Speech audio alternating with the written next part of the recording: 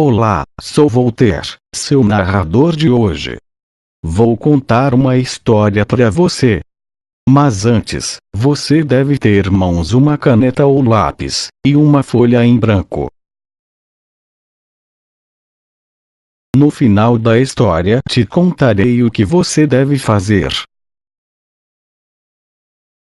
Num desses planetas que giram em torno da estrela chamada Sírio, havia um jovem de muito espírito chamado Micrômegas, nome bastante adequado a todos os grandes. Tinha 8 léguas de altura, ou quase 40 quilômetros. Alguns matemáticos tomaram logo da calculadora e, tendo em vista que o senhor Micrômegas, habitante do país de Sírio, tem da cabeça aos pés 24.000 passos, ou sejam 20.000 pés, e que nós outros, cidadãos da Terra, não medimos mais que 5 pés de altura e o nosso globo 9.000 léguas de circunferência, esses matemáticos calcularam que é preciso, absolutamente, que o globo que o produziu seja exatamente 21.600.000 vezes maior que a nossa minúscula Terra. Lá pelos seus 450 anos, ao sair da infância, dissecou muitos desses pequenos insetos que têm apenas 100 pés de diâmetro e que se furtam aos microscópios ordinários. Compôs um livro sobre a matéria, mas os superiores do seu país acharam em seu livro proposições suspeitas, malsoantes, temerárias, que cheiravam a heresia, e o perseguiram sem tréguas. Então Micrômegas pôs-se a viajar de planeta em planeta, para acabar de formar o espírito e o coração, sem perseguições e autoridades. Conhecia as maravilhas das leis da gravitácio e todas as forças atrativas e repulsivas. Utilizava-as tão a propósito que, ou por intermédio de um raio de sol, ou graças à comodidade de um cometa, ia de globo em globo. Em pouco percorreu a Via Láctea. Micrômega dá muitas voltas chegou ao globo de Saturno. Por mais acostumado que estivesse a ver coisas novas, não pôde, ante a pequenez do globo e de seus habitantes, evitar um sorriso de superioridade que às vezes escapa aos mais sábios. A princípio, zombou ele um pouco com a sua gente. Mas o siriano, que tinha o espírito justo, compreendeu que uma criatura pensante poderia muito bem não ser ridícula só por ter 6.000 pés de altura. Familiarizou-se com os saturnianos, depois de os haver espantado, e tornou-se amigos destes. Em uma conversa com o anão, que às vezes raciocinava muito apressadamente, concluiu a princípio que não havia habitantes na Terra. Seu primeiro argumento era de que não vira ninguém. Micrômegas, polidamente, fez-lhe sentir que ele não raciocinava muito bem.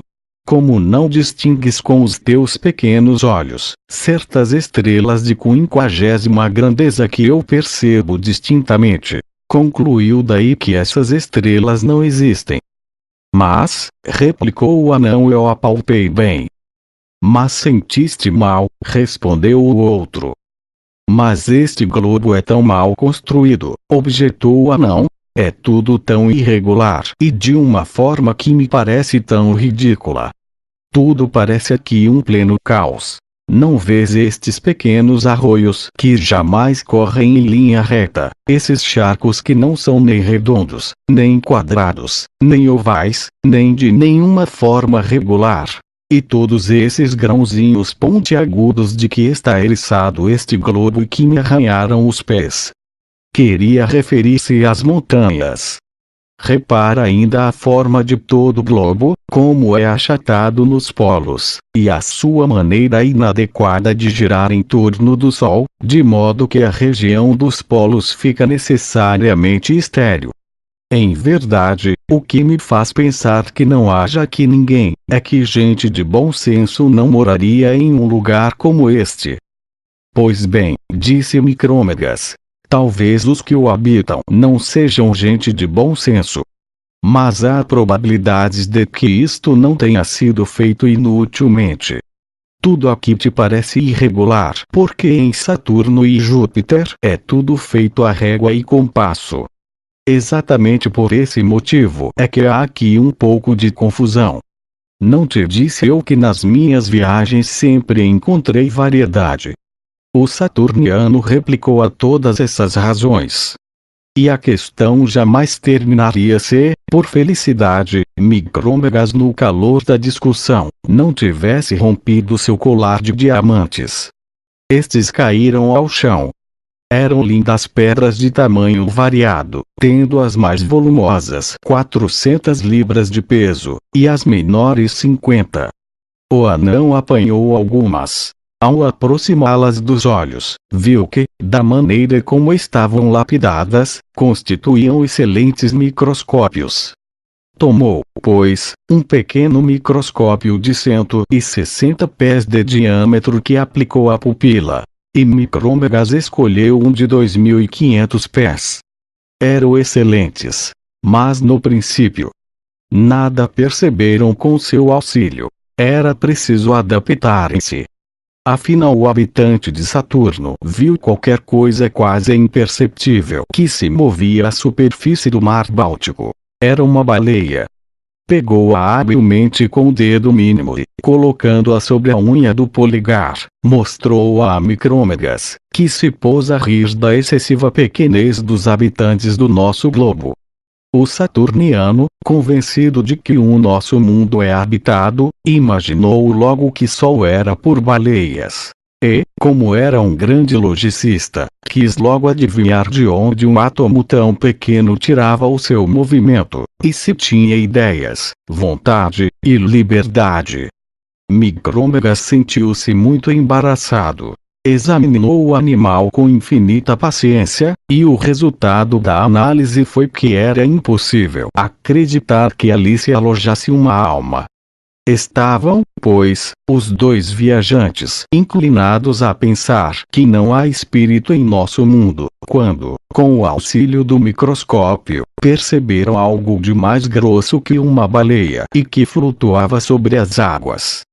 Micrômegas estendeu cuidadosamente a mão para o local onde se achava o objeto e, avançando 2 dedos e retirando-os por medo de enganar-se e depois abrindo-os e fechando-os, apanhou com todo o jeito o navio que carregava os tais senhores, e colocou-o sobre a unha, sem o apertar muito, para não esmagá-lo. Eis um animal bem diferente do primeiro, observou o anão de Saturno. O siriano pôs o pretenso animal na palma da mão. O microscópio, que mal fazia discernir uma baleia e um navio, não alcançava séries tão imperceptíveis como os homens.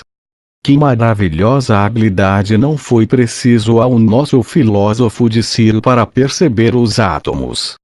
Que prazer não sentiu Micrômegas ao ver moverem-se aquelas pequenas máquinas, examinando-lhes todos os movimentos, seguindo-as em todas as operações.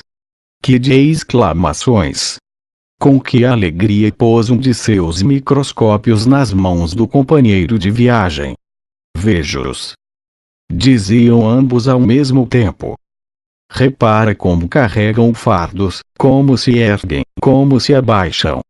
Assim falando, tremiam-lhes as mãos, pelo prazer de ver objetos tão novos e pelo receio de os perder.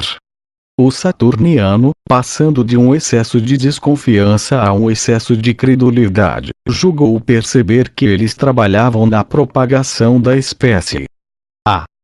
Dizia a ele, peguei a natureza em flagrante.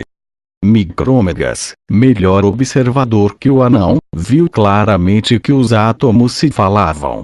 E fê-lo notar ao companheiro que, envergonhado do seu engano quanto à geração, não quis acreditar que tal espécie pudesse trocar ideias.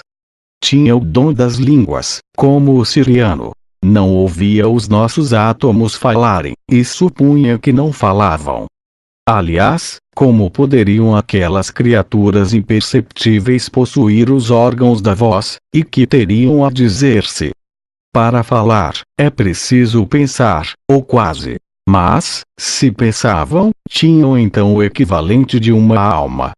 Ora, atribuir o equivalente de alma a uma espécie daquelas, parecia-lhe absurdo.